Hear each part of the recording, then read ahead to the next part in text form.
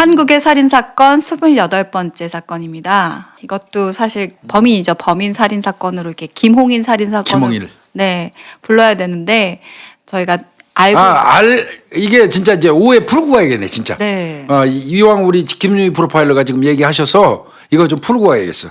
우리가 전에 이제 가능하면 피의자 이름으로 부르겠다고 말씀을 드렸어요. 네. 그런데 왜 피의자 이름으로 안 부르? 그러면 우리가 피의자 이름으로 부르기 시작하면 여러분들이 이 미리 사전 정보가 좀 입력이 되신 분들은 이게 새로운 사건으로 인식할 가능성이 있어요. 그래서 기존에 발생했던 사건은 기존에 불렀던 사건 명칭으로 부를 수밖에 없어요. 다만 우리가 피의자, 범인의 이름으로 불러야 된다는 거는 알고 있어요. 그리고 앞으로는 또 그런 추세로 지금 가고 있잖아요. 네. 그래서 향후에 발생하고 지금 최근 거는 전부 다 범인의 이름으로 갑니다. 네. 범인의 이름으로 가지만 우리가 했던 거는 벌써 이거 오늘 다루는 것도 2012년도 사건이죠. 네, 2012년도에 발생. 그렇습니다. 2012년도 사건은 이미 울산 자매살인 사건으로 명칭이 돼 있어요. 네. 이 경우는 그냥 이대로 가는 게 우리 시청자분들의 이해를 위해서도 훨씬 낫다고 판단돼서 우리가 그렇게 간다는 거를 사전에 좀 말씀을 좀 드려야 될 것 같아요. 네. 그래서 김홍일 살인 사건 알려진 바로는 울산 자매 살인 사건입니다. 그렇습니다. 사건 개요부터 이건 설명해 가는 게 좋을 것 같은데요. 2012년 7월 20일이죠. 네. 새벽 3시 20분에 울산광역시 중구 성남동에서 그 있는 다세대 주택 가구에 김홍일이 침입을 해서 자고 있던 두 자매를 살인한 사건이죠. 그러니까 그 당시에 새벽 3시 20분이면 잠자는 시간대죠. 네. 그 다가구 주택입니다. 이게 그 주택 2층이에요. 2층에서 두 자매가 27살, 23살 그럴 겁니다. 네.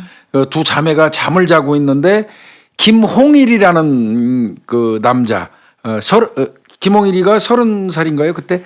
그땐 27살. 27살. 네, 그러니까 지금- 동갑이었죠, 큰딸하고. 네.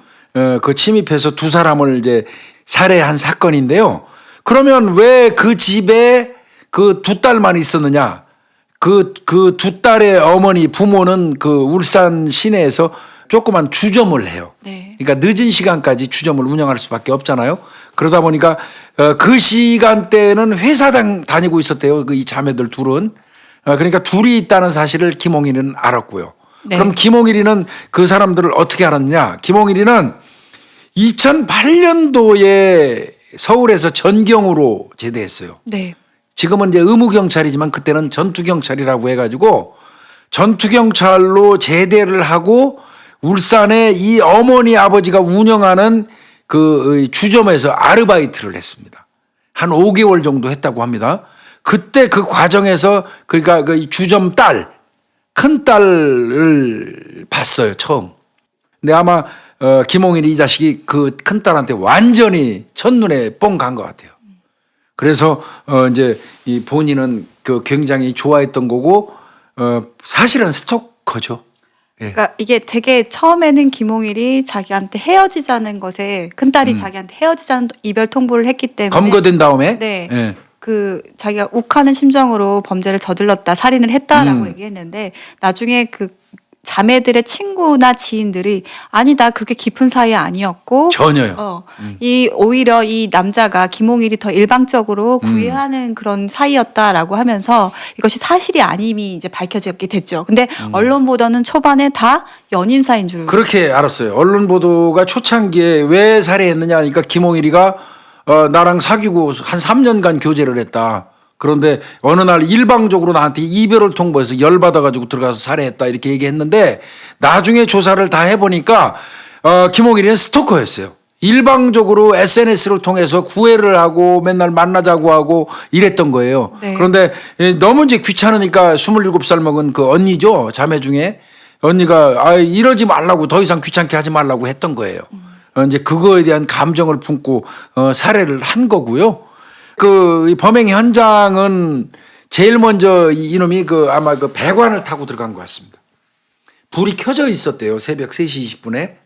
불이 켜져 있으니까 그 김홍일이가 그걸 보고 배관을 타고 들어가가지고 마루에서 자고 있던 동생을 먼저 네. 미리 그 구입을 한 흉기로 목을 그어서 살해를 했어요. 네.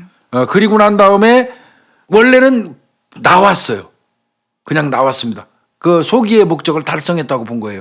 자매라서 비슷해가지고 그 언니로 착각을 했는지 여부는 모르겠습니다만은 나왔는데 언니가 동생 죽은 걸 발견하고 울부짖는 소리를 듣고 이놈이 1분 정도 있다가 다시 들어갔어요. 네. 다시 들어가서 그때는 더 이제 확실히 본인이 타켓 삼았던 언니라는 걸 알았죠. 울고 있는 사람을. 그래서 그때는 목과 가슴을 한 13번 정도 흉기로 공격을 해가지고 살해를 했어요. 근데 이거는 어떻게 알려졌냐면 그 언니가 동생이 죽은 걸 보고 피 흘리는 걸 보고 나와가지고 울부짖으면서 119에다 신고를 합니다. 그 신고하는 소리, 울부짖는 소리를 듣고 김홍일이가 다시 기어들어가서 언니까지 살해하는 그런 사건이었고요. 지 입으로는 그런 얘기까지 했어요. 마지막으로 살해할 때 자기가 한 말은 가라 였대요. 네. 자, 가라. 그러면서 본인이 살해했다 이렇게 얘기를 하는 그런 사건입니다.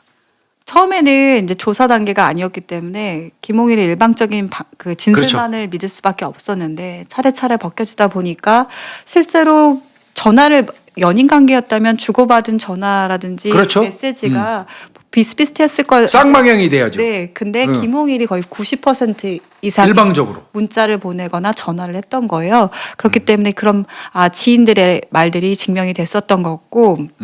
또 사실 4년 정도인데 이 2008년부터 2012년까지면 그동안 사귀었다고 한다면 주변이라든지 부모님이 다 알고 있죠. 네, 알고 있었을 텐데 그럼요. 그런 부분들에 대한 얘기도 없었고요. 네, 그리고 김홍일이가 이 동생 23살짜리 동생 페이스북에도 가끔씩 들어와서 거기다가 무슨 댓글 같은 걸 달고 그랬나 봐요. 그 밑에 동생 23살 동생 페이스북에 뭐 어떤 댓글을 올렸냐면 앞으로 보지도 않을 거니까 볼 일도 없을 거니까 그 얘기는 뭐예요? 살해를 암시한 거예요. 네. 그런 일이 있었다고 합니다. 근데 이게 조금 애매한 게 이 그 피해자 언니가 더 이상 나한테 이러지 말라고 얘기한 거는 범행 하루 전이에요. 그래요. 하루 전이에요. 근데 이 SNS에 남긴 건 범행 3일 전이에요. 그러니까 이게 이해가 안 가는 부분이에요. 이게 이제 의욕적인 부분들이 하나 있고 그 주변의 지인들하고 만날 때도 뭐 이상하게 뭐 죽여버린다 뭐 이런 말들을 또 사용을 했다고 하더라고요. 횡설수설거리거나 나는 서울로 간다 뭐 난 죽여버리겠다 이런 말들을 횡설수설하게 했다고 하는 지인들의 또 말이 있어요. 그럼 이제 먼저 김홍일이라는 사람부터 우선 좀 볼까요? 김홍일이는 분명히 얘기하는 건 이번 사건처럼 뭐 다른 전과도 전혀 없어요. 초범입니다. 초범이에요. 근데 인터넷에 이런 내용이 있더라고요. 살인범은 거의 90% 이상이 초범이 아닌 경우가 많다라고 얘기를 하는데 이거 아니에요, 전혀. 이거 좀 잘못된 예. 통계라서 제가 살짝 짚고 넘어가면 전과가 전혀 없는 경우도 한 30% 이상. 아, 그럼요. 네, 전후가 돼요. 그건 통계학상으로도 뭐 몇 연도마다 수치상의 변화가 있긴 하지만 그 전후로 있거든요. 그래서 90% 이상이 막 다 전과가 있어서 살인을 저지르는 것이 전혀 아니라 아닙니다. 대부분의 살인들이 면식범 어떻게 보면 가까운 지인들에 의해서 감정적 살인이 많기 때문에 초범이 아닌 경우도 굉장히 많아요. 그거는 우리 김유희 프로파일러가 확실하게 지적해 주셨어요. 저도 그 얘기를 언젠가 하려고 그랬는데 인터넷에 계속 그런 게 나와요. 네. 살인범은 초범이 아닐 확률이 90%가 넘는다고 그러는데 그건 절대 잘못된 통계입니다. 네. 절대 그렇지 않아요. 그건 우리 사건의 시청자분들은 적어도 우리가 얘기하는 거 맞습니다. 그건 그대로 좀 믿어주시면 좋겠고요. 네. 그건 참 지적 잘해 주셨고요. 1986년생이니까 몇 살입니까? 지금으로 따지면. 지금 30. 그 당시에 이제 그랬고요. 울산 출생이고요. 근데 얘도 그렇게 행복한 가정은 아니에요. 20여 년 전에 범행 시점을 기준으로 해서 2012년 기점으로 해서 20여 년 전에 자기 부모가 이혼을 했어요. 그래서 어머니하고 같이 살면서 여동생이 하나 있다고 그래요. 그러니까 여동생하고 김홍일이 둘이서 어머니 따라서 많이 전전했어요. 성남, 천안, 부산, 울산 이런 데를 떠돌아다니면서 살았던 거 맞고요. 그러니까 비교적 불우한 어린 시절을 보낸 건 맞습니다. 그렇지만 뭐 이 김홍일이가 내성적이고 그런 성격은 있어도 특별히 어떤 일탈된 행동을 어려서 보이지는 않았다고 그래요. 네. 얘는 2008년 4월 달에 전경 제대했어요. 서울에서 전경 생활했다고 그래요.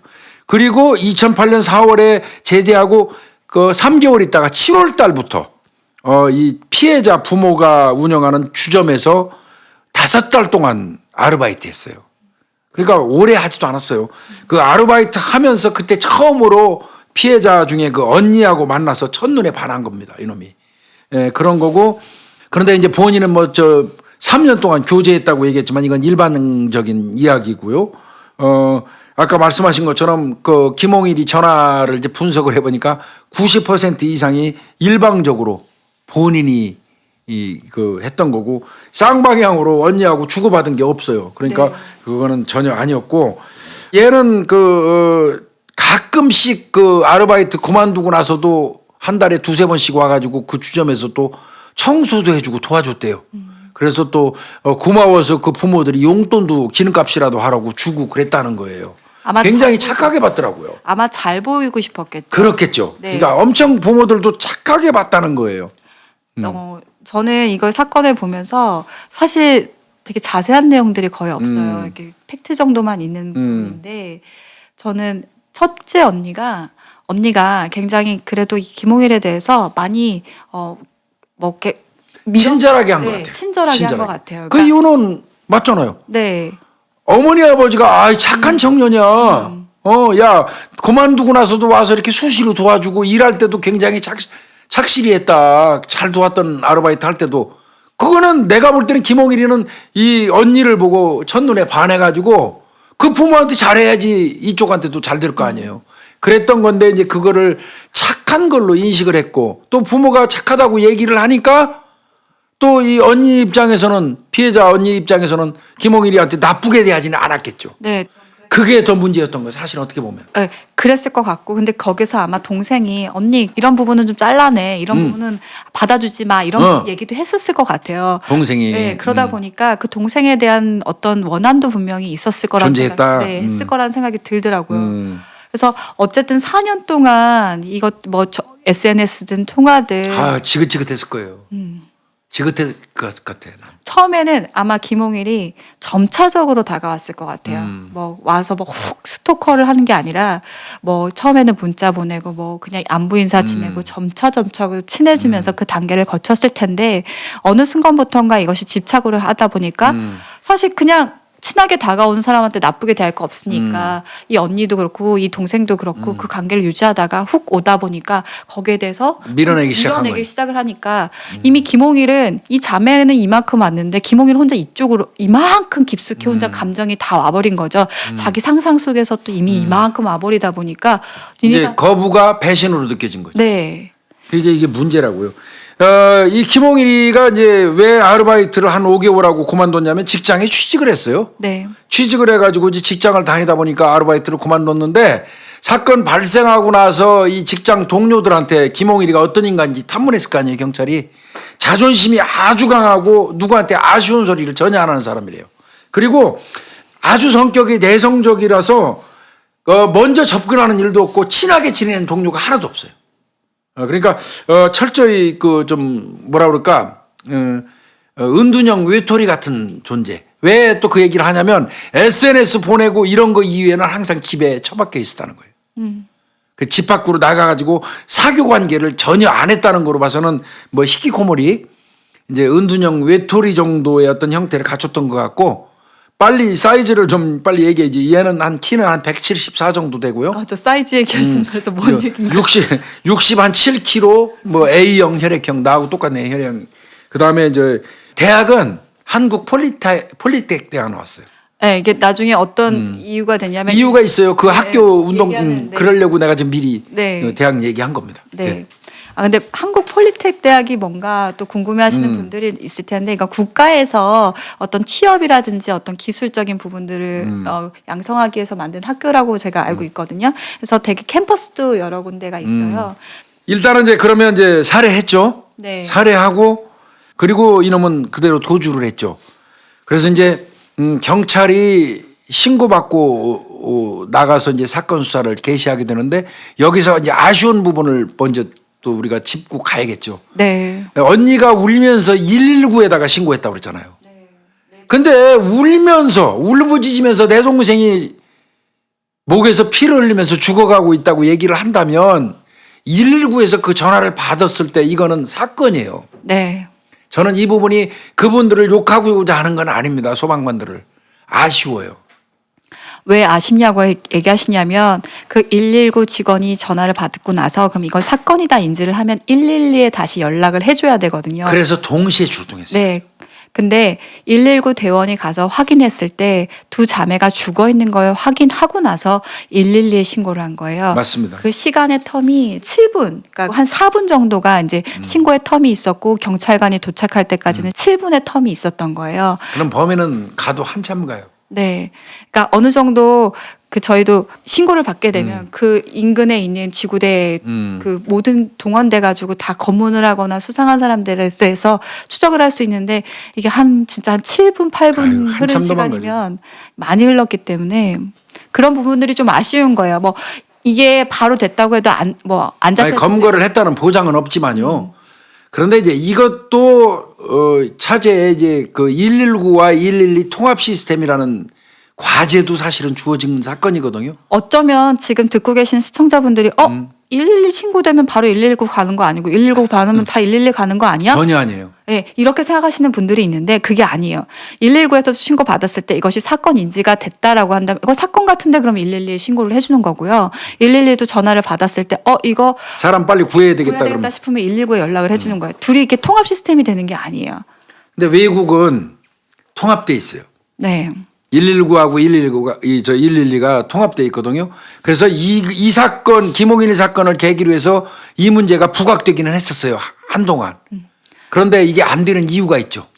네. 경찰은 중앙기관이고요. 국가직이에요. 네, 국가직. 국가직이고요. 소방은 지방직이에요. 그래서 그러다 보니까 국가 어떤 경찰 그다음에 지방 소방 하다 보니까 이게 119하고 112가 통합되지를 못했어요. 그래서 또 경찰은 지방자치로 간다고 그러는데 소방은 다시 국가직으로 지금 또 옮기고 있으니까 어차피 또 어긋나요. 근데 이런 부분은 뭐 국가직 지방직의 어떤 장애로 통합 못 한다는 건 말이 안 된다고 봐요, 저는. 네, 근데 본질적인 요소가 그때 한참 신문 기사가 나면서 어느 대학 교수님이 이 부분을 지적을 했는데 어느 한쪽에서 통합하자고 하기에는 그 집단 이기주의로 조직 이기주의로 비춰질 수 있기 때문에 소방이든 경찰이든 함부로 나서서 제한할 수 없는 것들이 지금 사회적 분위기다라고 얘기를 한 거예요. 근데 지금도 사실 그 분위기가 있는 건 사실이거든요. 그런데 신고 전화를 운영하는 거는 각각의 상황실이 있기 때문에 그거는 우리나라가 IT 강국이에요. 네. 그 정도는 나는 충분히 마음만 먹으면 할 수 있다고 판단되고 그게 뭐 조직 이기주의하고 연결하는 것도 무리라고 봐요. 그래서 이거는 다시 한번 논의의 어떤 기재가 됐으면 좋겠다는 생각이 들어서 오늘 방송 좀 드린 거고 저도 이거 관련된 거를 자세히 조사해서 조그만 소논문이라도 쓸 수 있다면 써가지고 좀 제출하려고 그래요. 진짜 현장에 있다 보면 그 얘기를 되게 많이 들어요. 그러니까 아니 나는 119 연락했는데 112 왜 이렇게 늦게 와? 아니면 그러니까요. 아니 경찰이 왔는데 왜 119가 안 와? 이렇게 얘기하는데 그게 바로 두 쪽으로 신고가 되는 게 아니라 통합 시스템이 아니라서 상황 판단을 사실 그리고 되게 왜 이런 일이 벌어지냐면 구급 상황이 발생한 것도 아니고 아픈 사람 발생한 게 아닌데 내가 119한테 전화를 하잖아요. 상황 가서 판단 안 하고 그럼 119 구급 대원들도 나오면서 사실 싫어하시기도 하고요. 그래요. 구급 대원들도 사건이라고 생각하고 112 불렀는데 이게 사건이 아닐 때가 있으면 약간 서로가 그런 부분들이 있어요. 계속 신고를 나가다 보니까. 그러니까 서로가 좀 조심하고 뭐 상황 가서 판단해 보고 전화해야겠다라고 한 게 있어요. 일선에서 119하고 112가 마찰하는 경우도 꽤 있거든요. 네. 어떤 경우냐면 112가 나중에 신고를 받고 왔더니 119가 먼저 와고 현장을 구조하는 과정에서 다 망쳐버렸어요. 그분들은 그 본분이 사람 살리는 일이니까 현장 들어가고 일단 그 사람이 죽었는지 살았는지 모르니까 막 뛰어 들어가서 이것저것 가릴 것 없이 막 다 치우고 들어가서 사람 살리는 거 주력을 해요. 근데 사망했어요. 그럼 살인사건으로 바뀌었잖아요. 그때 경찰이 갔는데 증거가 다 훼손돼 버린 거예요. 현장이 다 변형돼 버리고 119가 막 치우는 과정에서 그러면 이제 거기서 마찰도 있어요. 내가 급하니까 이게 어떤 상황이었는지 다 인지하지 못하시고 그냥 피해자분만 이렇게 케어를 하시는데 집중을 하다 보니까 굉장히 그건 당연해요. 또 119 입장에서는. 네, 맞아요. 근데 경찰분들은 또 어떻게 됐어요?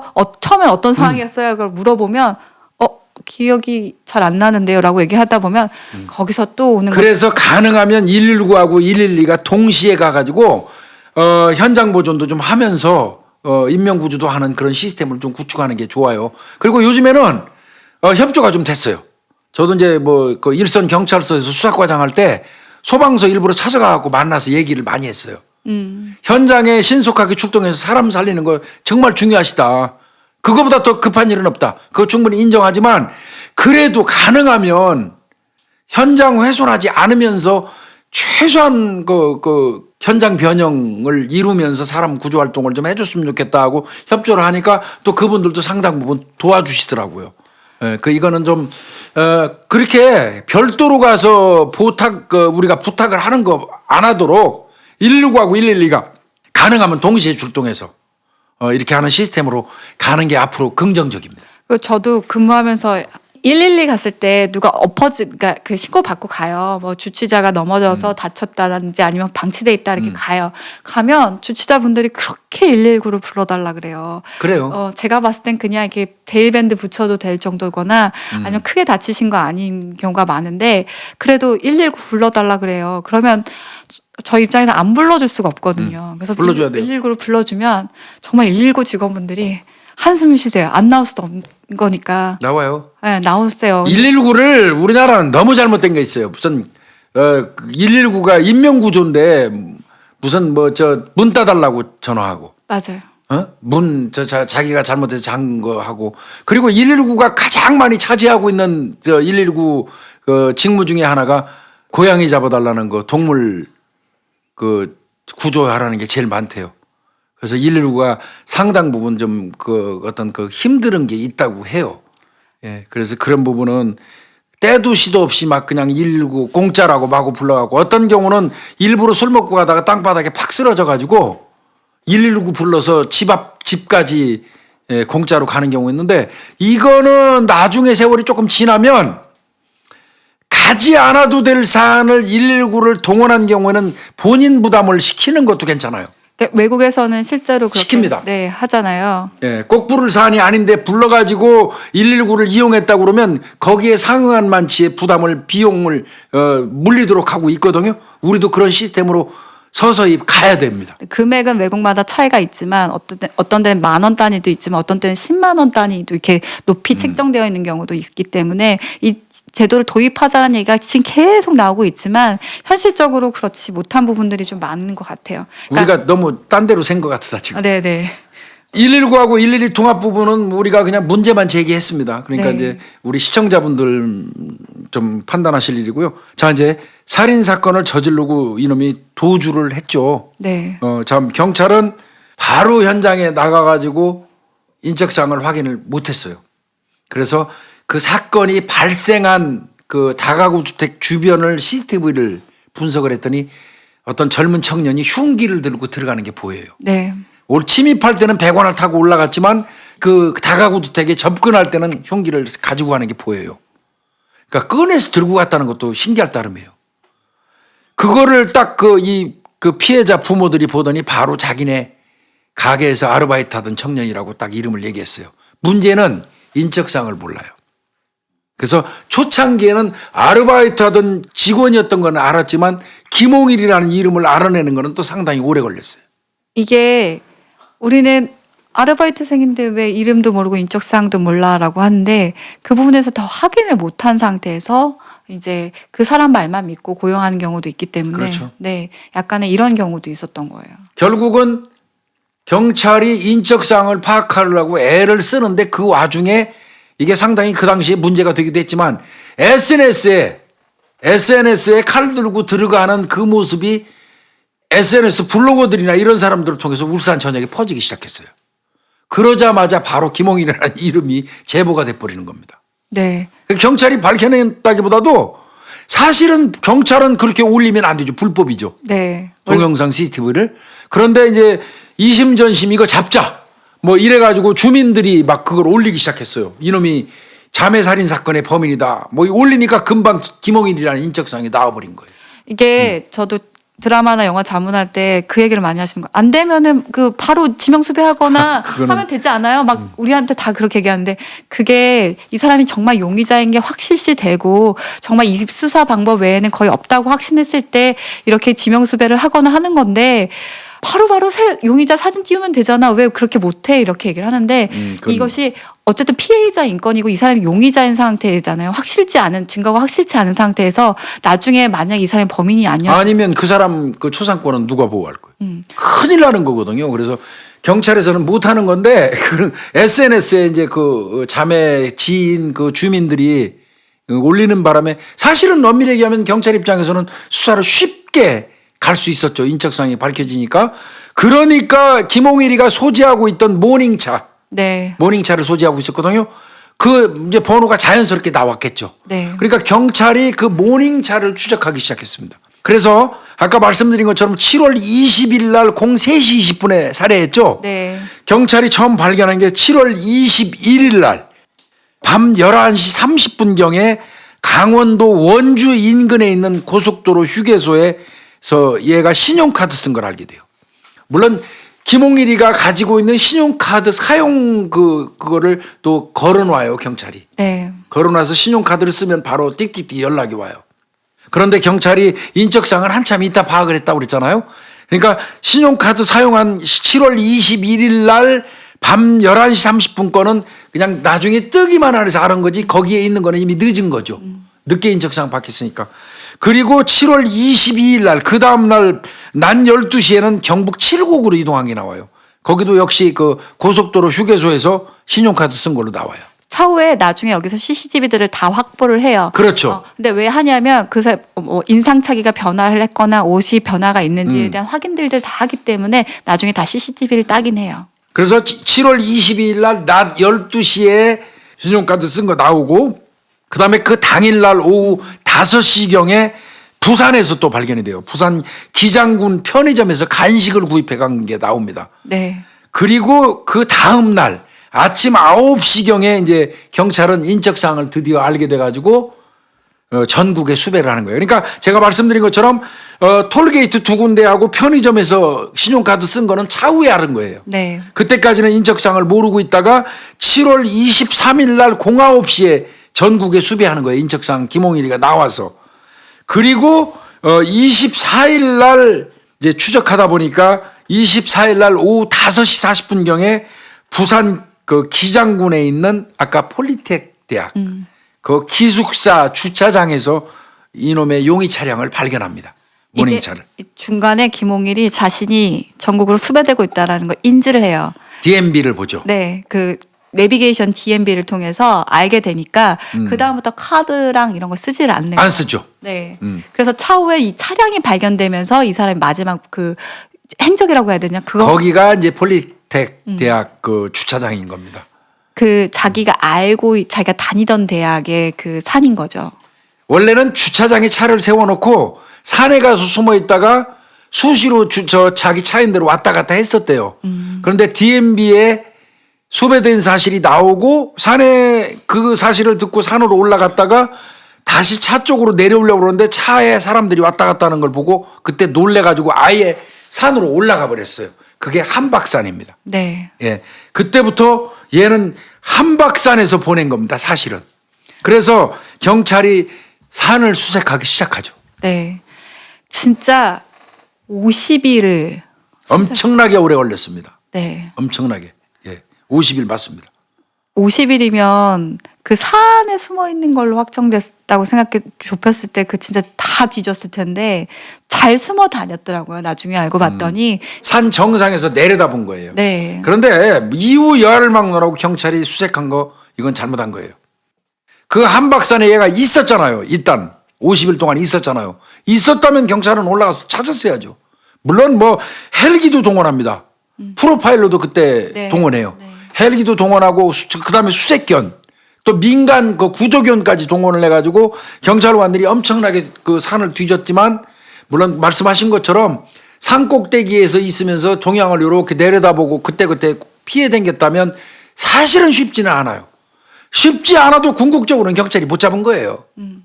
이게 제가 왜 이 얘기 말씀드리려면 말 나온 김에 조금 이따 후반부에 본의 아니게 신창원 얘기를 할 수밖에 없는 상황인데 잠깐 얘기를 하자면 신창원이는 저한테도 엄청난 기억이에요. 신창원이 있을 때 재직 중에 있었어요? 아니 저 그렇게 오래 나이가 없었죠. 많지 않습니다. 신창원이가 대한민국을 휘젓고 댕기면서 경찰 인사이동 시켰어요. 네. 신창원이가 옮겨가면 못 잡았다고 수사과장 서장이 발령났으니까 신창원이가 옮겨댕기 그래서 오직 하면 신창원이가 대한민국 경찰 인사이동을 시키는 인사권자라고 소문이 났었으니까. 저 들어왔을 때 진짜 그거 선배님들이 자기 얘기, 전설 자기 얘기 흘러간 얘기할 때 신창원 사건에 개입이 안 됐던 선배님들이 없어요. 하도 신창원이 사건은 신고도 많이 들어오고 또 신창원이가 만약에 그러니까 어떤 경찰서에서는 제발 우리 관내는 오지 마라. 맞아요. 그 얘기. 걔가 왔다 가면 추풍낙엽처럼 다 발령나서 쫓겨나니까. 신창원이가 청계산에 출연했다고. 네. 그래서 이제 우리 경찰 전체가 다 동원됐어요. 그래서 청계산을 정확하게 전경들까지 동원해서 뺑 둘러쌌어요 이렇게. 그리고 이제 올라가. 근데 그게 참 그 일을 시키는 사람도 멍청한 겁니다. 여러분들 생각해 보세요. 이 산을 둘러싸고 뺑 둘러싸서 자 그대로 네 위치에서 그대로 올라가. 어떻게 올라갑니까 산을. 낭떠러지가 있고 뭐가 있는데 결국은 산을 수색하다 보니까 산길을 따라서 일렬 종대로 가고 있어요. 경찰들이 전체가. 이거는 그럴 수밖에 없어요 필수적으로. 무슨 재주로 내가 맡은 데서 올라가다가 낭떠러지가 있으면 돌아가야지. 그거를 뺑 둘러싸서 올라가니까 절대 잡힌다고 얘기하는 그 자체가 말이 안 되는 거예요. 여하튼 이 한박산으로 도주했다고 그러니까 한박산을 에워쌌는데 아마 신창원이 청계산 올라가는 시스템으로 했을 겁니다. 결국 중간쯤 가면 그 산길을 일렬로 쭉 올라갔다가 일렬로 동시에 다 내려와요. 그렇게 해서는 절대 산속에 은신해 있는 범인 못 잡습니다. 이게 한박산 못 잡은 이유 중에 하나이기도 해요. 네. 자, 50일이 흘러가고 있으니까 울산 주민들이 불안해서 못 견디겠는 거예요. 주민들은 이놈이 언제 나타나갖고 칼 들고 서민들을 또 살해할지도 모르잖아. 2명이나 그렇게 잔혹하게 살해한 범인이. 그러니까 난리가 났죠. 불평불만이 엄청나게 있었는데 50일이 지났어요. 아까 7월 20일 날 살해했죠? 네. 9월 13일 날이에요. 네, 맞습니다. 9월 13일이니까 한 2달 넘게 지났죠? 어떤 그 70대 주민이 배모 씨라는 분이에요. 배 씨. 이분이 한박산으로 영지버섯을 채취하러 갔어요. 영지버섯을 채취하려고 돌아다니다 보니까 어떤 새끼 하나가 마대를 깔고 그거 덮어쓰고 잠자고 있는 거예요. 그걸 보고 이거 좀 이상한데 이거 김홍일이 같은데 한박산 뒤진다는 건 그 주민들은 다 알으니까 경찰에 신고한 거예요. 그리고 이분이 인터뷰를 하셨는데 경찰들을 이렇게 이끌고 이렇게 갈 때 수색할 때 원래 앞장서시던 분이었대요. 그렇기 때문에 김홍일에 대한 사전 지식도 있었고 김홍일 얼굴을 좀 알고 있었다고 하시더라고요. 하여튼 이분이 영지버섯 채취하러 가가지고 마대자로 뒤집어 쓰고 자고 있는 이 새끼는 자빠에 전다 그래요. 이 나쁜 새끼니까. 교수님 자꾸 웃지 말아야 되는데 교수님 때문에 웃겨. 내가 이게 참 범인 얘기하다 보면 비어가 나와요. 나도 저 하이레벨 랭귀지를 구사할 줄 아는데 이상하게 이놈들한테는 그 좋은 언어가 안 나오더라고요. 제가 하여튼 네, 교수님. 죄송합니다. 이게. 네, 저도 제가 살인 사건 할 때는 가능하면 진짜 웃지 말아야 된다고 하는데 교수님이랑 얘기하고 있다 보면 저도 모르게 상상하고 막 이렇게 얘기 듣다 보면 저도 막 이렇게 웃게 돼요. 그래서 이 사건 때문에 웃는 게 아니라 교수님 때문에 어이없어서 웃는 거예요. 아니 이해하십시오. 그래서 혹시라도 그게 좀 불편하신 분들은 좀 양해 부탁드릴게요. 좀 조심하겠습니다. 그래서 이제 이 신고를 했고 경찰이 이제 뒤진 거죠. 그때 막 그 수색견 뭐 해가지고 뒤지다가 결국은 김홍일이를 검거해요. 네. 그랬어도 만약에 못 잡았다면 울산 경찰은 아마 코피 났을 겁니다. 이게 계속 연일 보도가 되고요. 왜 못 잡느냐. 엄청났어요 이거. 네. 이 사건. 그리고 부모님이 이제 그 부산 뭐 울산 뭐 시작해 군산 뭐 이런 데까지. 다 돌아다니면서 그 붙였던 게 30만 장인가 그렇대요. 지명수배 전단지를 그건 저 초기에. 네, 초기에도 막 붙이고 다니셨대요. 그리고 탄원수도 많이 받았어요. 네. 사용해달라고. 하여튼 요 놈은 그렇게 해서 검거됐는데 여기서 하나 좀 색다른 얘기를 할게요. 울산 쪽에 있는 사람이 부산으로 도주했다는 신고 하나를 가짜 신고 하나 한 거 있었어요. 5인 신고. 근데 그 사람도 한박산 쪽을 지정하는 바람에 나중에 포상금 받을 때 한몫 받았습니다. 네. 그분은 근데 그거 모르고 그냥 허위 전화한 건데. 허위 전화인데도 공교롭게 딱 찍었어요. 한박산 쪽을. 그분 신기 있는 거 아니신지 모르겠어요. 이제 그런 부분도 하나 있었고요. 네. 이놈을 딱 검거를 했더니 참 이게 그러니까 얘는 물만 먹고 사는 겁니다. 50일 동안. 36개의 캔커피가 나왔어요. 네, 그 다음에 31개의 생수통이 나왔어요. 네. 캔 사이다가 2개 나왔습니다. 그러니까 이게 왜 그러냐면 한때 화제가 됐던 게 증거물품목을 다 이게 수거해 갖고도 있거든요. 그 책상에 다 늘어놓은 게 캔커피가 이제 파란색 캔커피가 다다다다 네. 있고 생수통 있고 이제 빵봉지 말린 것들 몇 개 있고 이다 보니까 이게 엄청난 이슈가 됐었어요. 50일 동안 거의 캔커피하고 물하고 이게 사는 거예요. 근데 이걸 어디서 구했나 궁금하시죠? 이게 어떻게 하냐면 거기가 그 한박산에서 송심탑 그 공사 네, 송전탑. 송전탑. 공사를 하고 있었던 거야. 그러니까 여름이다 보니까 더우니까 인부들을 위해서 그 아이스박스에다 캔커피하고 생수하고 이런 것들 놓고 또 빵 같은 것들을 이렇게 또 먹고 방치해놓고 이제 내려가셨나 봐요. 근데 그것들을 수거해서 그걸로 먹고 버텼던 거예요. 그러니까 육분응선이에요. 한박산 육분응선까지 올라가서 등산로에서 한 100m 떨어진 곳에 은신하고 있으면서 배고프잖아요. 그런데 그때 한박산에는 송전탑을 3군데에서 공사를 하고 있었대요. 그러니까 인부들을 위해서 이제 그 아까 말씀하신 아이스박스 같은 데다가 캔커피, 생수 이런 걸 갖다 놓고 그 사람들 공사로 가잖아요. 그때마다 이제 김홍일이가 몰래 가서 훔쳐가지고 먹은 게 아까 얘기한 것처럼 36개 캔커피. 그게 없었으면 아마 일찌감치. 그렇죠. 그러면은 굶어가지고 아마 내려왔을 거예요. 검거할 때도 김홍일이는 거의 비실비실했대요. 네. 그나마 그게 있었으니까 다행이었지만 아니었으면 또 다른 등산객들을 공격할 수도 있는 부분이기 때문에 그거는 모르겠어요. 그 사람 성향에 따라 좀 다르긴 하겠지만 그래도 좀 어떻게 보면 뭐 잘 된 거라고 한 건지. 그래서 굶어서 죽지는 않았어요. 캔커피하고 물 먹으면 지탱하거든요. 그리고 산에 오래 있다 보니까 나중에 이게 클로즈업 잡는데 여기 피부가 다 이제 우들우들 일어나고 막 그긴 하더라고요. 그렇죠. 이제 피부병이 자연스럽게 이제 생겼죠. 이놈은 이제 검거하고 난 다음에 이제 이놈 얘기는 그거 아까 말씀드린 것처럼 사귀는 관계였는데 언니 쪽하고 일방적으로 내가 실연을 당했다 그 언니한테. 그래서 화딱지가 나서 7월 20일 날 살해했잖아요. 7월 19일 날 그 전날 회사 출근 안 했대요. 네. 회사 출근 안 하고 부산으로 갔답니다. 부산으로 가서 안마시술소에서 마지막으로 성매매를 한번 했대요. 그래서 성매매를 한번 하고 이제 울산으로 다시 왔고 울산으로 와서 마트에서 흉기 구입하고 기다렸다가 숙소로 가서 살해한 것이다. 근데 뭐 본인은 처음에는 그랬어요. 동생을 먼저 살해했잖아요. 마루에 자고 있던 그 동생을 언니로 착각을 했다. 본인이 그렇게 얘기했는데 그것도 내가 볼 때는 아닌 걸로 보여요. 왜냐하면 불이 켜져 있었잖아요. 그리고 오랫동안 봤던 사람이기 때문에 모를 수가 없어요. 네. 그래서 이건 거짓말 같은 것 같고요. 범죄 시간은 3분 20초였답니다. 두 사람 살해하는데 총 걸린 시간이. 그러니까 주저함이 없었다라는 거죠. 그렇죠. 주저함이 없이 그냥 그대로 그냥 마구잡이로 공격해가지고 살해했고 그 즉시 휴대폰 끄고 도주한 거예요. 네. 그래서 위치 추적이 어렵게 이제 했던 거고요. 그렇게 했고요. 이놈은 결국 검거돼가지고 1심에서 12월 22일 날 사형이 구형되고요. 1월 25일 날 사형이 선고되고 2013년 5월 15일 날 대법원에서 무기징역으로 네. 그러니까 2심으로 가면서 무기로 됐다가 대법원에서 무기로 확정돼서 이 새끼는 지금도 교도소에 수감 생활 중에 있습니다. 저는 한 가지만 짚고 넘어가자면 이때 고등법원이 무기징역으로 할 때 얘기했던 게 범행을 시인한 점, 나이와 성장 과정, 사회 경력 등으로 볼 때 교화 가능성이 있는 점을 고려하여 두 사람을 죽인 김홍일에게 내려진 사형 판결을 파기하고 무기징역을 선고한다라고 됐습니다. 그러니까 판사들이 지네 가족 아니라고 해가지고 더럽게 관대해요. 너무나 그 피해자에 대한 공감 능력이 떨어져요, 판사들이.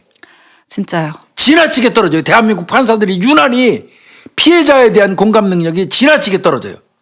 이게 그 잡힌 후에 기자가 질문한 게 있었어요. 뭐 여러 가지 뭐 어떻게 살해하게 됐습니까? 뭐 이렇게 가면서 질문하잖아요.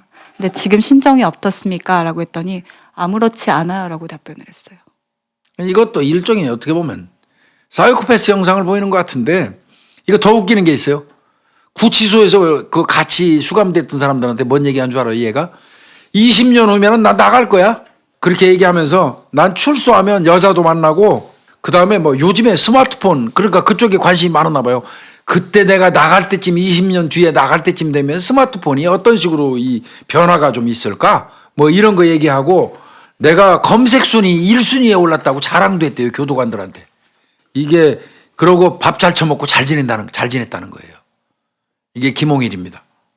그 두 부모님은 아까 교수님 얘기하셨듯이 사형 선고를 해달라는 청원을 받아 맞습니다. 그 오직하면. 계속 돌아다녔었어요. 그때 무기징역이 선고가 났을 때 진짜 억장이 무너지셨을 것 같고 딸 둘 다 잃은 거예요. 그것도 자기가 아르바이트생으로 고용했던 그 사람한테서 그리고 착하다고 하고 말했던 그 청년한테 금쪽 같은 딸 2명을 잃은 겁니다. 이게 현장 검증이 9월 15일 날 이루어질 때 피해자 부모님이 할 수 있는 거라고는 하나밖에 없었어요. 그 범인이 타고 있는 김홍일이가 타고 있는 형사기동대 차겠죠. 거기에다가 계란 던지고 소금 뿌리는 것밖에 없었어요.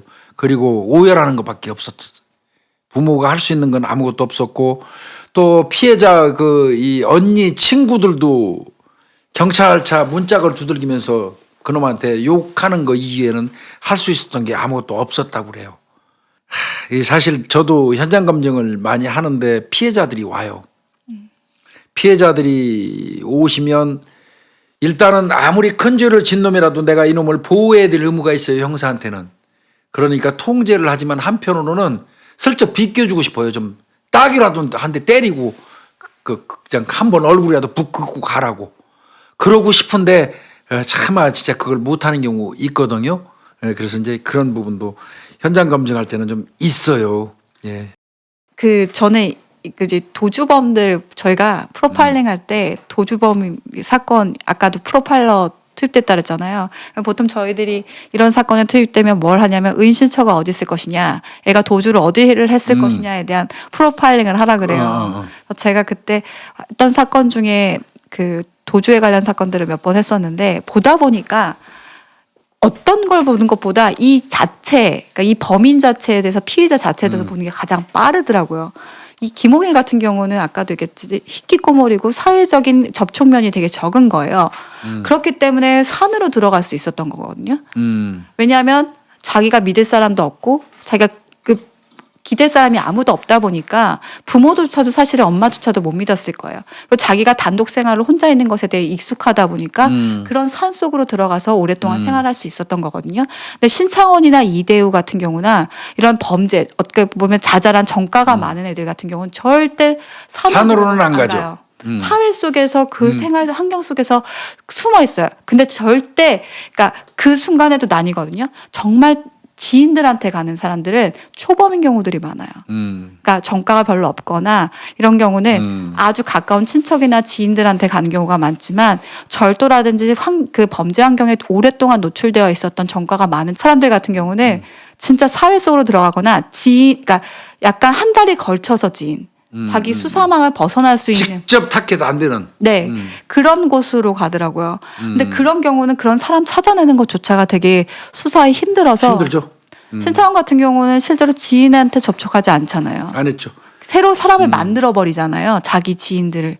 그러니까 워낙 또 그 자기가 살만한 여성들을 타겟으로 해서 거기에 또 둥지를 틀고 사는 타입이잖아요. 그래서 이 용의자들이라든지 범죄자들의 성향을 봐서 내향적인지 외향적인지 어떤 범죄적 성향을 띄었는지에 대해서 많이 조사를 하게 됐어요. 그래가지고 제가 했던 사건 중에 하나가 걔는 짱 박혀서 있는 그 범인이었는데 나중에 저희가 프로파일링 했던 부분이 좀 도움이 됐던 게 이 사람들이 불안했을 때 할 수 있을 만한 개인적인 것들이 담배를 피우거나 그렇다면 요소에 술을 먹지는 않았을 거다. 술은 안 먹더라고. 범인들. 네, 절대 술을 먹지 않더라고요. 이게 깨어 있을 도주하는 범인들은 술 마시지 않아요. 네.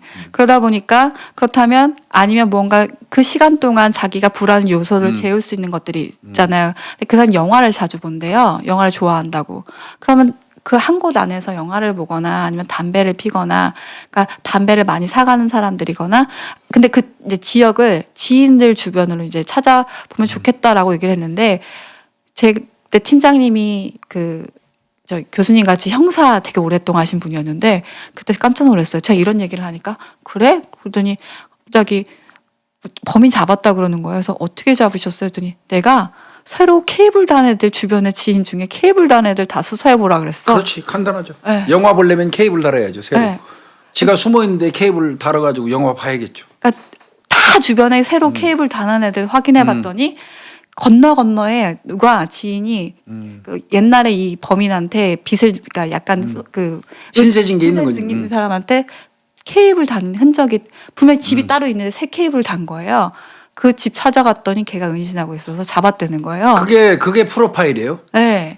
그게 프로파일이에요. 이 경우도 아마 그 프로파일러들은 물론 뭐 한박산 그 인근이니까 속된 말로 짱받고 은신했을 가능성은 뭐 어차피 있지만 프로파일러들도 아마 그런 식으로 네. 분석은 했을 거라고 보이고요. 그런데 그럼에도 불구하고 울산 경찰들이 왜 이렇게 욕을 먹었냐 그러면 이 수배를 너무 허술히했고요. 차 같은 게 나왔는데도 그리고 이게 장기화되면서 이제 50일을 넘어가니까 이 경찰도 못 잡으니까 답답하니까 뭔 얘기를 했냐면 자살했을 거다.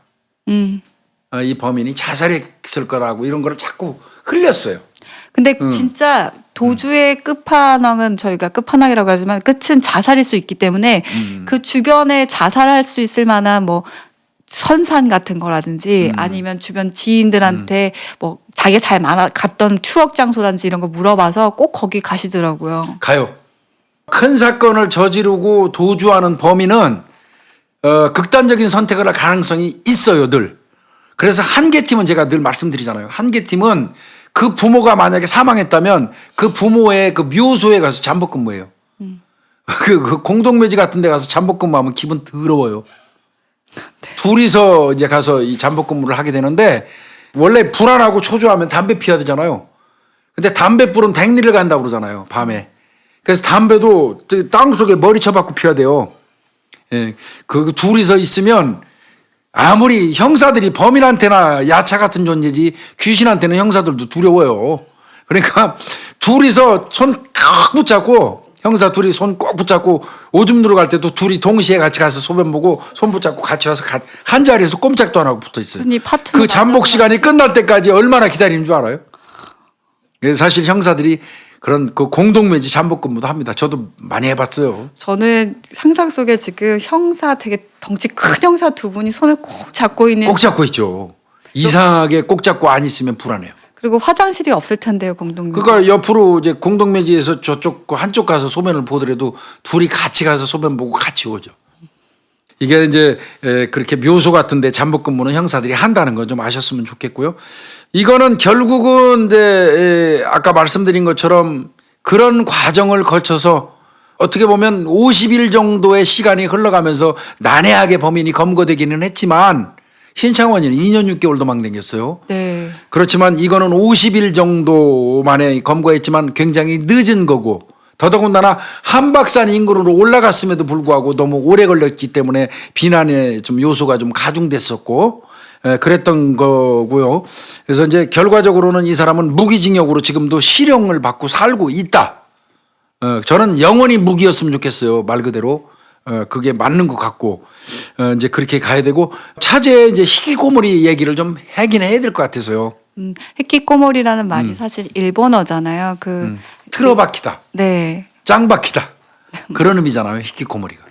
그래서 그때 그 말들이 하도 많이 쓰이다 보니까 일본어여서 우리나라 말로 바꾸자라고 해서 은둔형 외톨이가 네, 된 맞습니다. 겁니다. 그래서 많이 알고 계실 거예요. 그래서 은둔형 외톨이가 일본에서 사회화 문제가 엄청 많이 됐기 때문에 이것이 이제 거기에 대한 예방이라든지 대책을 세워야 된다라는 것들이 있었고 범죄와도 관련이 되게 많았었죠. 그리고 이 은둔형 외톨이들이 많이 생기면서 경제 활동을 거의 하지 않다 보니까 그렇죠. 부모가 이걸 부양해야 되는 캥거루족 네. 형태죠. 네. 이런 일들이 벌어지고 사회가 가족 단절뿐만 아니라 사회 단절까지 다 이루어지다 보니까 이런 부분들이 큰 사회화 문제가 됐었어요. 근데 이 은둔형 외톨이들이 생기는 이유 중에 하나가 부모와의 유대 관계가 어느 순간부터 깨지기 시작을 하고 이것이 또 그 학교라든지 사회에서도 내가 계속 버림받으니까 버림받는다는 표현보다는 적응을 하지 못하는 거죠. 진짜 부적응이죠. 엄밀히 얘기하면. 그런 부분들이 오면서 공간 안에 자기만의 공간에 틀어박혀서 있다 보니까 혼자 생활하다면 뭐가 있냐면 생각하고 환상을 키워내요. 그러다 보니까 다른 사람에 대해서 적대감도 커지고 피해의식도 이렇게 커지는 거죠.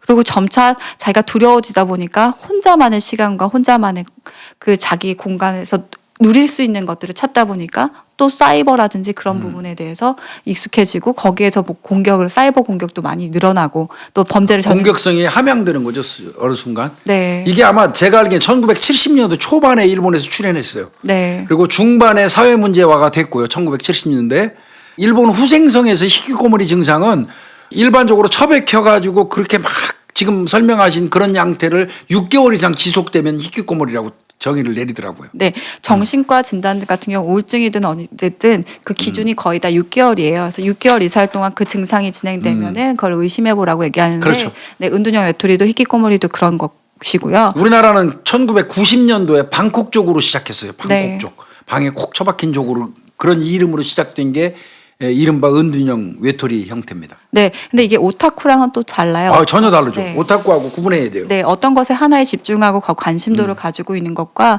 또 은둔형 외톨이랑은 전혀 다르니까 그런 것들은 또 구별을 하셨으면은 다 하시겠지만 혹시 몰라서 좀 말씀을 드렸고요. 이게 사회화 문제가 되는 이유가 고립화되면서 자기 안에서 자기만의 것들을 고집하게 되고 환상이 커진다라는 거죠. 근데 이게 왜 유독 일본 사회에서 많이 생겼을까에 대한 의문들이 많이 제기됐어요. 근데 엄격한 사회적 통제, 그러니까 엄격한 일본이 세죠. 네, 규율이라든지 엄격한 뭐 단체에 대한 개념은 굉장히 세죠. 공중도덕이 엄청 강조되는 나라잖아요. 그래서 거기에 적응하지 못하게 되면 배척을 받다 보니까 살아남지 못해 버리는 맞아요. 거죠.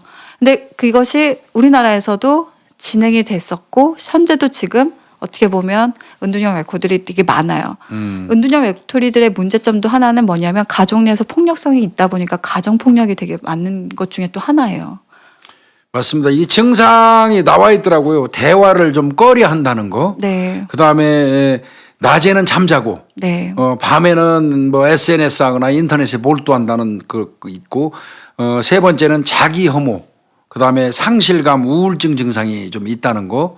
그다음에 부모한테 어떤 경우 너무 응석을 부리고 어떤 경우는 부모한테 폭력을 행사하기도 한다는 게 증상이고요. 원인은 뭐 몇 가지 보더라고요. 핵가족화로 인해서 가족들하고 이 친척 이게 단절되는 거. 네. 그다음에 정보통신 기술의 발달 때문에 급속히 이제 그 사회 변화에 따라가지 못하는 그런 부분. 그다음에 학력지상주의. 이건 우리나라가 맞죠. 학력지상주의, 그다음에 취업에 대한 어떤 젊은이들의 부담감, 그다음에 급작스러운 실직, 그리고 이제 사교성이 부족한 내성적인 성격, 뭐 이렇게 한 17가지로 원인을 좀 나누기도 합니다. 이게 옛날에는 은둔형 외톨이가 청소년기에 발생해서 보통은 그때 정도라고 생각하는데 최근에는 이게 히키코모리가 20대에도 발생하고 30대에도 발생해요. 그러니까요. 아까 교수님 얘기하셨던 것처럼 30대 실직이 됐을 때 내가 거기에서 낙오자가 된 것 같으면 안으로 계속 숨어 들어가게 되는 거죠. 그래서 이게 지금 전 연령대에 일어나고 있다는 것이 그렇죠. 더 사회화 문제가 되고 있는 거죠. 일본은 2005년도 기준으로 160만 명이라고 그랬어요. 2005년도 기준으로. 그런데 준 히키코모리 네. 그것까지 합치면 한 300만 명 정도가 된다고 그래요. 그럼 우리나라는 은둔형 외톨이로 일반적으로 통계를 내지는 않았는데요. 그냥 그 논문 몇 가지에 보면 우리나라도 한 30만에서 50만 정도 된다고 그래요. 이게 사실은 이게 심각한 문제예요. 근데 이 분포도는 남녀가 전혀 다르더라고요. 네. 남자가 8, 여자가 2예요. 네. 거의가 미국도 그렇고 우리나라도 그렇고 8대2 정도로 보더라고요. 남자가 압도적으로 히키코모리가 많습니다. 맞습니다. 네. 이게 일본에서 정말 크게 왜 문제가 되고 불거지게 됐냐면 그 전에도 잔잔하게 있었지만 이들이 나와서 도리마 살인 사건이라고 해서 토리마. 네, 그 일본의 묻지마 네. 묻지마 살인을 토리마 이제 토리마 사건이라고는. 그게 토리마가 뭐 도깨비 같은 도깨비 악마 뭐 이런 겁니다. 괴물이라는 건데 일본도 총기가 그 허용이 안 되다 보니까 칼이라든지 도끼를 들고 나와서 무차별적으로 거리에 나서 사람들을 살해하는 거예요. 근데 이들을 추적해 보다 보니까 히키코모리가 너무 많은 거죠. 그래서 묻지마 범죄하고 히키코모리는 그 비슷하게 가요 맥락을. 이게 게임광에 의해서 이 그 일본에서 지나가는 행인들한테 마구잡이로 그 저 흉기 휘둘러 가지고 사람 하나 죽이고 7명 다치게 했던 사람 나중에 검거해 보니까 게임광이었어요. 네. 그래서 이제 게임 중독이라는 말도 나오기도 했고 이 사람은 그때 뭐 경찰에다가 사람 죽이고 전화해가지고 나 빨리 잡아봐 빈정거리고 했던 일본 청년이 있었고요. 오카야마 전철역 사건도 있고요. 네. 뭐 2005년에서 2006년도가 피크였다고 하더라고요. 피크였습니다. 네. 저 아키하라반가 맞아요. 네. 뭐 거기 네. 그 토오리마 사건 맞아요. 유명하잖아요. 네, 그 거긴 사건. 워낙 유명해서. 네. 그 2톤 트럭 기사가 사람 팍 쳐놓고 구조하러 온 사람들 마구 칼로 휘둘러 가지고 죽였던. 근데 그 사람 딱 잡히니까 뭐라 그러냐면 나 생활에 지쳤다.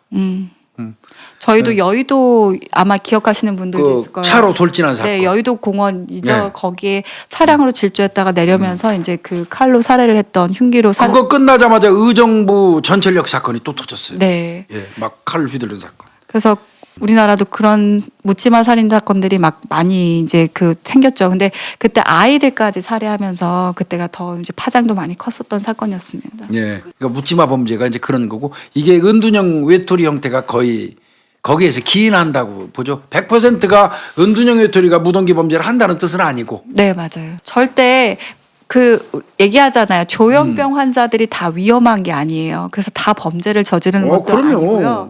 그렇다고 히키코모리가 다 범죄를 저지르는 건 그럼 아니에요. 절대 아닙니다. 그거는. 그것도 사람의 성향에 따라서 많이 좌우가 돼요. 그렇죠. 근데 사람의 성향이 증폭될 때가 있어요. 어두운 면이 증폭될 때가 있어요. 그러니까 사회화 속에서 내가 사람들하고 어울리면서 무언가 풀어나가고 사회생활을 하면서 그 부분에 대해서 에너지를 쏟고 성취를 하게 되면은 자기의 어두운 면이나 부정적인 면들이 많이 희석되기도 하고 정화가 되기도 하면서 그러면서 조금 컨트롤가면서 갈 수 있는데 자기가 일도 없고 자기가 에너지 쏟을 데 없고 성취할 만한 곳이 없어서 자기 안으로 계속 들어가다 보면 어두운 성향들이 공격성이 더 많이 증폭되게 되기 때문에 그것이 범죄로 이어질 가능성이 많다라는 거예요.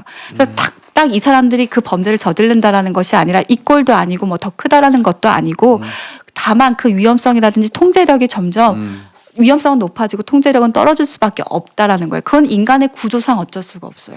이제 일반적으로 심리학자들이 이야기할 때는 피해망상, 어떤 피해의식을 많이 느끼는 사람이 급기야 공격 성향으로 발현된다는 거예요. 네. 그거는 결국 겁이 많은 사람이 자기가 겁 많은 거를 그 어떻게 보면 피하기 위해서 공격 형태로 발현된다는 거예요. 그래서 은둔형 외톨이 같은 경우도 엄밀히 얘기하면 피해의식이 충만한 사람들이에요. 네, 그리고 교수님이 말씀하신 부분처럼 만약에 은둔형 외톨이지만 내 일을 뭐 작가, 글을 쓴다든지 어떤 그럼 생산적인 좋죠, 일을 그러면. 하고 있는 상황이라면 내가 에너지를 쓸 수 있고 내 어떤 일을 달성하고 있잖아요. 그런 부분은 또 다른 부분이에요. 근데 그것이 아니라 시간을 소모하고 있고 피해의식을 계속 키워가고 있다라면 그것이 문제가 된다라는 거예요. 이게 잘못된 그 상식이 사이코패스는 전부 다 연쇄살인범자라고 인식하는 경향이 있어요. 아닙니다. 절대로. 우리 사회에 아주 유능하고 특별한 사업가 중에서도 사이코패스는 많아요. 어쩌면 나도 사이코패스일 수도 있어요. 사이코패스 이꼬로 범죄자라고 인식하는 건 엄청난 착각이거든요. 저 한마디만 할게요. 제 준 전문가로서 교수님은 사이코패스가 절대 될 수 없습니다. 이를테면. 네, 정서적으로 너무 감정이 많으십니다. 뭐 히틀러라든지 뭐 이런 사람 등등이 다 사이코패스고요. 그 대단히 성공한 어떤 그 이 큰 그 사업체 오너 같은 사람들도 사이코패스는 많습니다. 그런데 이 사이코패스 이꼬로 범죄자라고 인식하는 거는 굉장히 잘못된 거거든요. 네. 게임에 대한 학설들도 계속 되게 많아요. 게임을 통해서 그것이 자기 몸에 체득화되고 학습이 된다라는 이론들도 분명히 있고 뭐 그것이 더 이 사람들의 범죄 위험성을 높인다라는 이론도 있고 연구도 있지만 그에 반면에 게임이나 아니면 이런 걸 통해서 폭력성이 높은 영화들을 통해서 카타르시스 내가 하지 못한 해소들을 하기 때문에 범죄성이 낮아진다라는 얘기도 있어요. 반반이에요. 네. 그렇기 때문에 학설에서도 그 부분이 엇갈리고 있기 때문에 그리고 게임이라는 부분과 범죄라는 것이 뭐 연관성에 대한 연구가 명확하게 나온 것들이 없고 통계도 없어요. 그렇기 때문에 다만 어떤 언론이나 이런 부분에 있어서 이 사람이 게임에 집중했다라든지 이런 부분들이 굉장히 많이 부각되기 때문에 우리는 그런 요소를 크게 받아들이기 때문에 게임하고 범죄가 연관이 있나라고 생각을 하는 건데 그것도 케이스 바이 케이스이기 때문에 단정할 수는 없어요. 맞아요. 이거는 오늘 저 김윤희 프로파일러가 가장 중요한 얘기였어요. 무슨 청소년 아이들이 게임을 좋아하고 이런 아이들이 무슨 사고를 치면 언론 같은 데서는 일부 언론에서는 그렇게 아예 가버려요. 폭력 성향이 게임을 통해서 함양돼 가지고 그게 공격 성향으로 발현된 것이다. 이렇게 그렇게 등식이 있더라고요. 근데 그건 절대 아닙니다. 김윤희 프로파일러 얘기한 것처럼 오히려 게임을 해가지고 본인이 가지고 있는 공격 성향을 글로 해소해버리고 실생활에서는 안전하게 산다는 그런 논문도 많아요. 그래서 왜 이 아이가 게임을 하는 사실을 보는 것이 아니라 게임하는 시간을 보는 것이 아니라 이 사람이 왜 게임을 하고 있는가, 게임을 통해서 이 생활이 어떻게 밸런스를 유지하고 있는가를 보는 게 더 중요해요. 맞아요. 근데 그것이 다 배제가 되고 있다라는 거죠. 그래서 학부모님들도 그렇고 주변에 게임을 하는 사람들이 있다면 너는 왜 게임을 해? 게임을 하면서 어떤 걸 얻어? 어떤 느낌이야?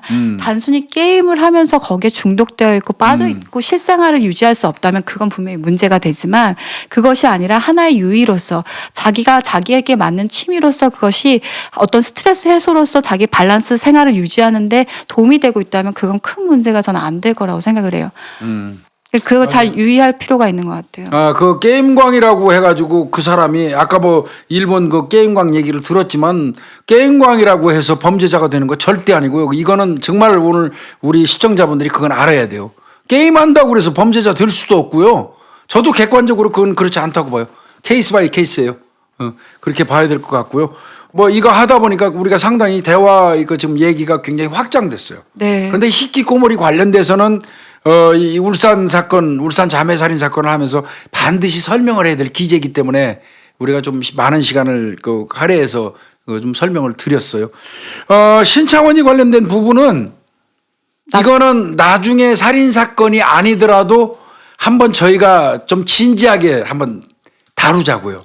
신창원이 관련돼서. 신창원 사건 자체가 이 신창원이라는 인물 자체도 있지만 이 안에 시스템이라든지 여러 가지 또 언론이라든지 이런 그렇죠. 부분들이 다 있기 때문에 사실 잠깐 다루기에는 지금 살짝 얘기하기에는 너무 큰 팩트를 단위에. 가지고 있는 사실 사건이에요. 신창원이는 하여튼 뭐 2년 한 반 동안 도주에 있으면서 108건을 절도 강도를 했어요. 그리고 걔가 훔친 돈이 9억 8천이에요.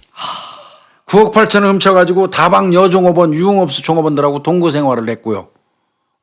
그랬던 놈이고 결국은 이제 그 사람들이 이제 신고하지 않은 거는 어떻게 보면 뭐 돈 때문일 수도 있고 스톡홀름 증후군일 수도 있고 나중에 자세히 또 설명하겠지만 거기에 더해서 나는 이 신창원이 사건을 하면 제일 내 머릿속에서 생각나는 거는 신창원이를 잡겠다고 이 안성경찰서에 근무하던 그 파출소 순경 경장 하나 있었어요. 김모 경장.